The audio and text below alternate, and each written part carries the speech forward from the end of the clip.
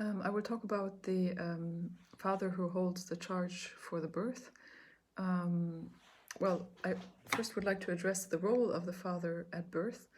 Um, yeah, of course, father is the intimate advocate and the intimate partner of the mom and um, the other parents, and he also is undergoing significant spiritual changes, inner changes, while stepping into the role of claiming to be the father of this child and becoming the father of this child during the birth. So there's a big emotional involvement, and the responsibility of stepping into this role is significant and huge, and I think in our society underestimated or under celebrated or under addressed. I do think that we need to hold men and fathers up for their rite of passage that they are experiencing in becoming fathers.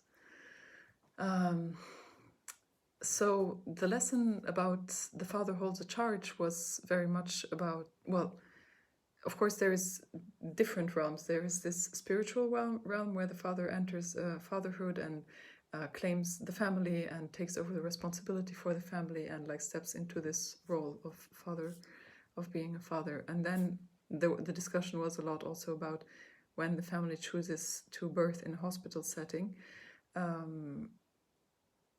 that the father is the most respected advocate of the mother, because the mother often cannot cannot speak for herself, or it's better to not take her out and bring her back to the rational realm all the time to discuss procedures that may or may not need to be done. So basically, it's the idea is that the father will be the advocate and the communicating to the hospital staff and advocating for the mother's choices that have been like discussed before.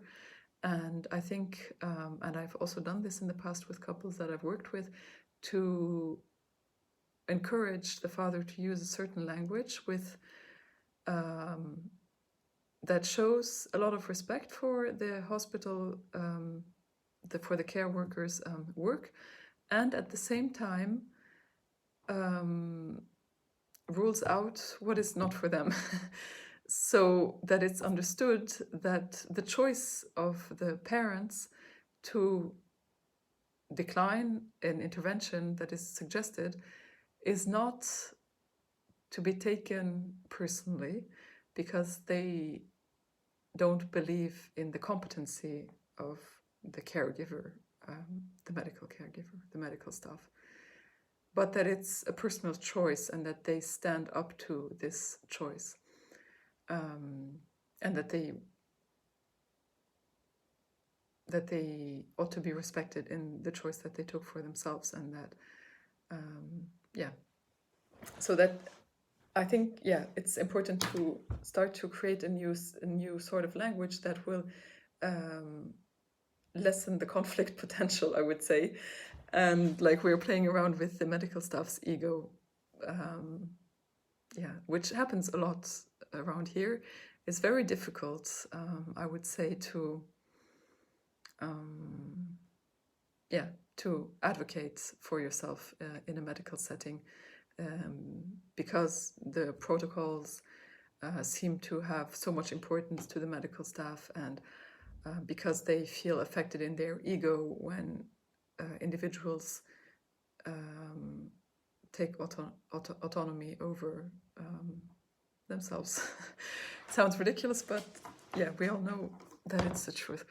I must say that this was a really good reminder for me In my work as a doula, I was at first very, I would say, intimidated even by working with fathers, because I thought that there would be, and there is sometimes also less openness to talk about spiritual realms, maybe, or that it would be perceived as something cheesy and silly.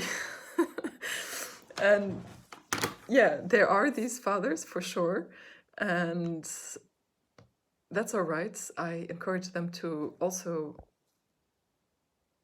be themselves and just understand also the physiology of birth and understand the wishes of their partner. And I think it's very important that every father should understand how sometimes in a hospital setting the medical staff tries to get the partner on their side. So they will work in companionship with the partner to coerce the mother into something. So they play around with the fear of the father, basically. And that is very dangerous, because the mother, in this very vulnerable moment and in this state of altered consciousness where she is in the knowing, will feel betrayed by her partner. And I have seen this happening, and it's very detrimental to the sacred bond and the relationship of the parents. So I like to teach fathers that this is the bare minimum, that they know that their loyalty is to the birthing woman, the mother of their child. And then the fathers who are really open to understand in a much deeper way, I think it's amazing and beautiful to teach them that they are the archangels, the whole dimension that they have given the light and that they are there to receive the light, and it gives them so much importance and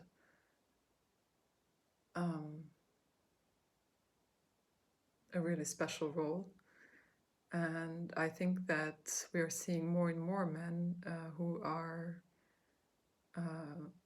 really open to be this person, this father, this man.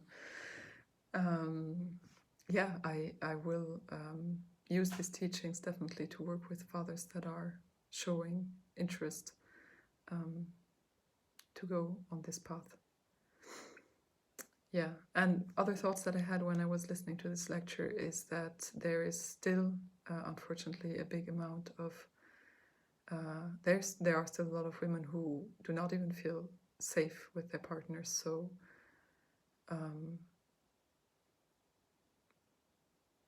yeah, it's just very individual experience, and sometimes men are not going to be willing or able to step into this role, and sometimes it's also the dynamic of the relationship that will not enable this. Yeah.